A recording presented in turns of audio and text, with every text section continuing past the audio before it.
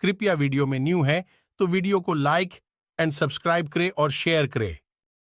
संजय कहते हैं, महाराज, जब धनुर्धर कर्ण युद्ध की इच्छा से सम्रांगण में डटकर खड़ा हो गया, तब समस्त कौरव बड़े हर्ष में भरकर सब ओर कोलाहल करने लगे। तदनंतर आपके पक्ष के समस्त वीर दुंदुभी और भेड़ियों की ध्वनि, बाणों की सनसनाहट और वेगशाली वीरों की विविध गर्जनाओं के साथ युद्ध के लिए निकल पड़े। उनके मन में यह निश्चय था कि अब मौत ही हमें युद्ध से निवृत्त कर सकेगी। राजन, कर्ण और कौरव योद्धाओं के प्रसन्नतापूर्वक प्रस्थान करने पर धरती डोलने और बड़े जोर जोर से अव्यक्त शब्द करने लगी। उस समय सूर्यमंडल से 7 बड़े बड़े ग्रह निकलते दिखाई दिए। उल्कापात होने लगे, दिशाओं से आग सी जल उठी। बिना वर्षा के ही बिजली गिरने लगीं और भयानक आंधी चलने लगी। बहुतेरे मृग और पक्षी महान भय की सूचना देते हुए अनेक बार आपकी सेना को दाहिने करके चले गए। कर्ण के प्रस्थान करते ही उसके घोड़े पृथ्वी पर गिर पड़े और आकाश से हड्डियों की भयंकर वर्षा होने लगी। प्रजानाथ, कौरवों के शस्त्र जल उठे, ध्वज हिलने लगे और वाहन आंसू बहाने लगे। ये तथा और भी बहुत से भयंकर उत्पात वहां प्रकट हुए जो कौरवों के विनाश की सूचना दे रहे थे। परंतु दैव से मोहित होने के कारण उन सब ने उन उत्पातों को कुछ गिना ही नहीं। सूतपुत्र के प्रख्यान करने पर सब राजा उसकी जय जसकार बोलने लगे। कौरवों को यह विश्वास हो गया कि अब पांडव परास्त हो जाएंगे।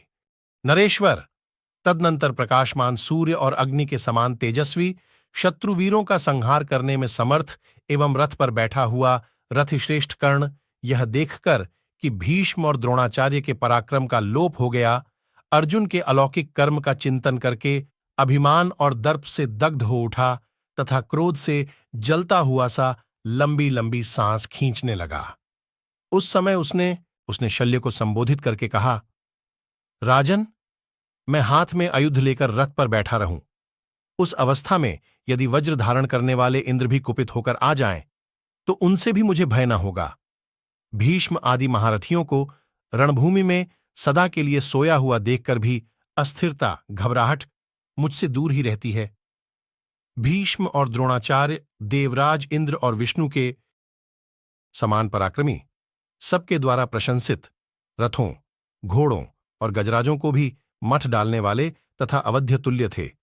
जब उन्हें भी शत्रुओं ने मार डाला, तब मेरी क्या गिनती है। यह सोचकर भी आज मुझे रणभूमि में कोई भय नहीं हो रहा है। युद्ध स्थल में अत्यंत बलवान नरेशों को सारथी, रथ और हाथियों सहित शत्रुओं द्वारा मारा गया देखकर भी महान अस्त्रवेत्ता ब्राह्मण शिरोमणि आचार्य द्रोण ने रणभूमि में समस्त शत्रुओं का वध क्यों नहीं कर डाला। अतः महासमर में मारे गए द्रोणाचार्य का स्मरण करके मैं सत्य कहता हूं, कौरवों, तुम लोग ध्यान देकर सुनो। मेरे सिवा दूसरा कोई रणभूमि में अर्जुन का वेग नहीं सह सकता। वे सामने आए हुए भयानक रूपधारी मृत्यु के समान हैं। शिक्षा, सावधानी, बल, धैर्य, महान अस्त्र और विनय, ये सभी सद्गुण द्रोणाचार्य में विद्यमान थे। वे महात्मा द्रोण भी यदि मृत्यु के वश में पड़ गए तो अन्य सब लोगों को भी मैं मरणासन्न ही समझता हूं।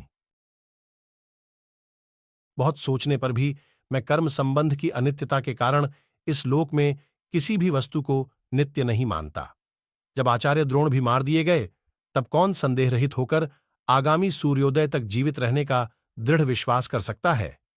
निश्चय ही अस्त्र, बल, पराक्रम, क्रिया, अच्छी नीति अथवा उत्तम आयुध आदि किसी मनुष्य को सुख पहुंचाने के लिए पर्याप्त नहीं है, क्योंकि इन सब साधनों के होते हुए भी आचार्य को शत्रुओं ने युद्ध में मार डाला है।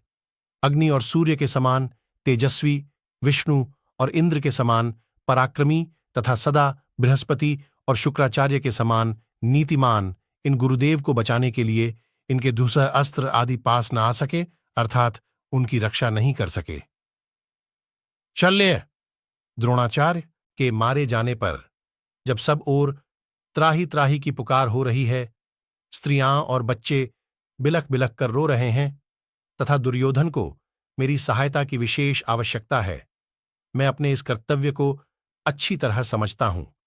इसलिए तुम शत्रुओं की सेना की ओर चलो, जहां सत्य प्रतिज्ञ पांडुपुत्र राजा युधिष्ठिर खड़े हैं, जहां भीमसेन, अर्जुन, वसुदेव, नंदन श्री कृष्ण, सात्यकी, सृंजय वीर तथा नकुल और सहदेव डटे हुए हैं, वहां मेरे सिवा दूसरा कौन उन वीरों का वेग सह सकता है।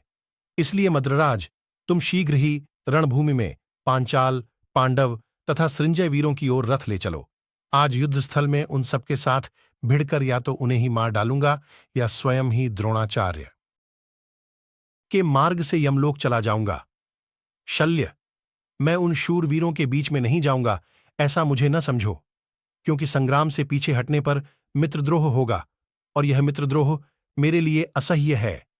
इसलिए मैं प्राणों का परित्याग करके द्रोणाचार्य का ही अनुसरण करूंगा। विद्वान हो या मूर्ख, आयु की समाप्ति होने पर सभी का यमराज के द्वारा यथायोग्य सत्कार होता है, उसे किसी को छुटकारा नहीं मिलता।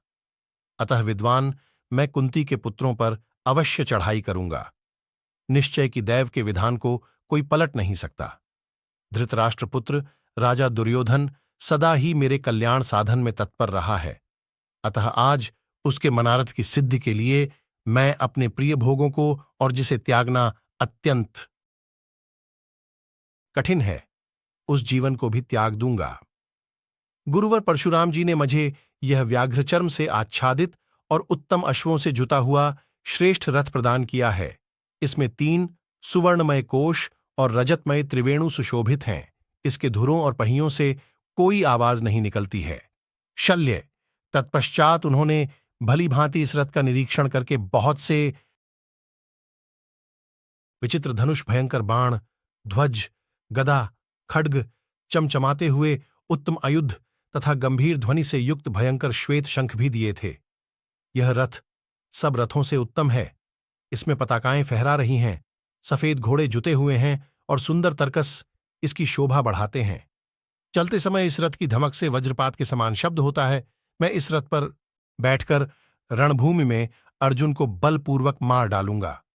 यदि सबका संहार करने वाली मृत्यु सदा सावधान रहकर सम्रांगण में पांडुपुत्र अर्जुन की रक्षा करे, तो रणक्षेत्र में उससे भी भिड़कर या तो मैं उसे ही मार डालूंगा या स्वयं ही भीष्म के सम्मुख यमलोक को चला जाऊंगा।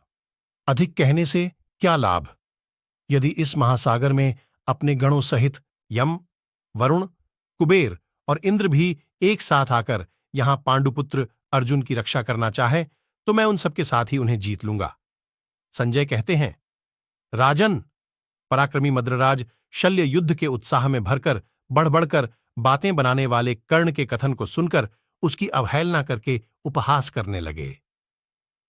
उन्होंने फिर ऐसी बातें कहने से कर्ण को रोका और इस प्रकार उत्तर दिया। शल्य ने कहा, कर्ण, बस अब बढ़-बढ़कर बातें बनाना बंद करो, बंद करो। तुम अधिक जोश में आकर अपनी शक्ति से बहुत बड़ी बात कह गए। भला कहां नरश्रेष्ठ अर्जुन और कहां मनुष्यों में तुम?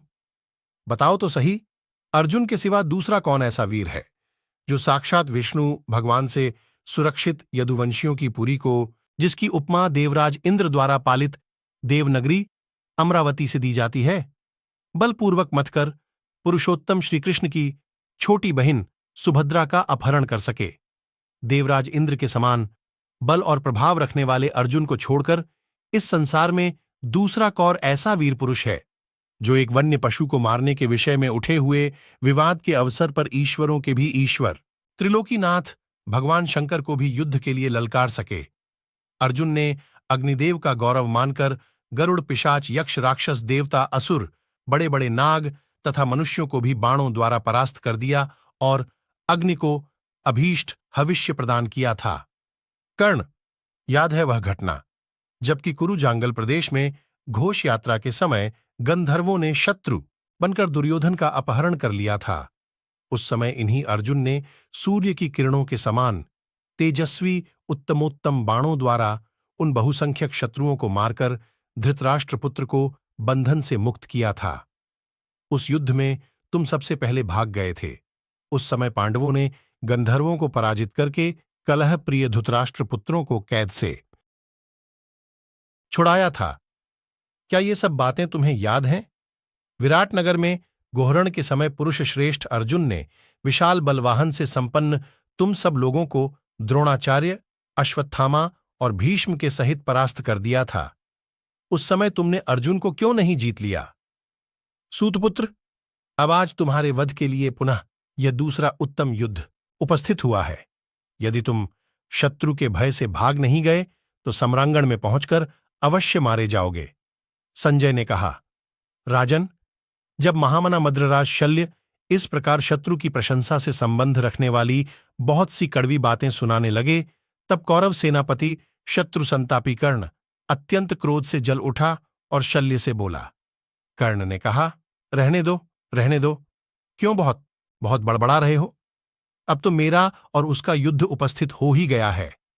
यदि अर्जुन यहां युद्ध में मुझे परास्त कर दें, तब तुम्हारा यह बड़बड़कर बातें करना ठीक और अच्छा समझा जाएगा। संजय कहते हैं, राजन। तब मद्रराज शल्य एवमस्तु कहकर चुप हो गए। उन्होंने कर्ण की उस बात का कोई उत्तर नहीं दिया। तब कर्ण ने युद्ध की इच्छा से उनसे कहा, शल्य, रथ आगे ले चलो। तत्पश्चात शल्य, जिसके सारथी थे और जिसमें श्वेत घोड़े जुते हुए थे, वह विशाल रथ अंधकार का विनाश करने वाले सूर्यदेव के समान शत्रुओं का संहरी करता हुआ आगे बढ़ा। तदनंतर व्याघ्रचर्म से आच्छादित और श्वेत अश्वों से युक्त उस रथ के द्वारा कर्ण बड़ी प्रसन्नता के साथ प्रस्थित हुआ। उसने सामने ही